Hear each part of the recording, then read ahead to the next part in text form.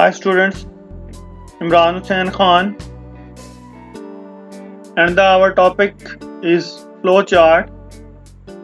In the last lesson, you also learned about some introduction to flowchart.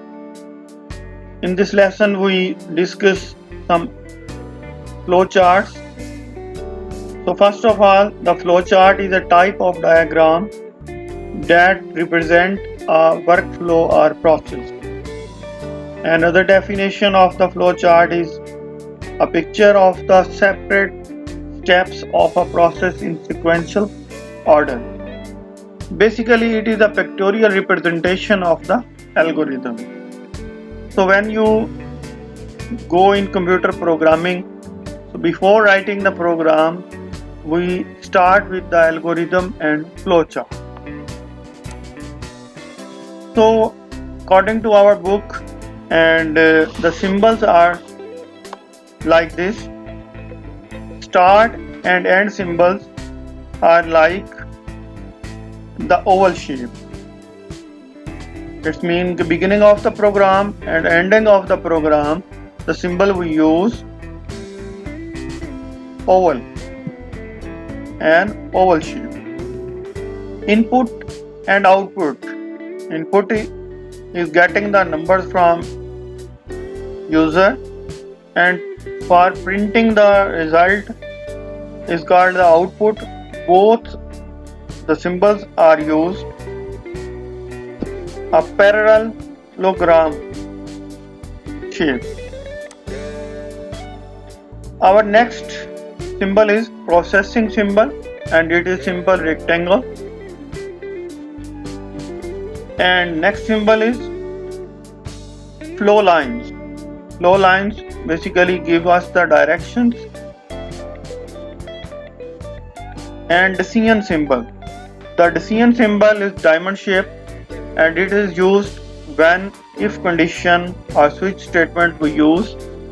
So if anywhere a condition, and after the condition yes or no or true or false, the output, on that place we use the decision symbol. For example, this is a program. In this program, we are getting the product of any 5 numbers. So first of all, start the program. Input 5 numbers. Here you can see the symbol is used of input. Multiply the numbers to get the product. This is our process symbol used, and then display the product. When we are going to display the answer on the computer screen, display product, it is also again use the same input and output, same symbol, and then program and stop. In this program, we are calculating the area of a rectangle.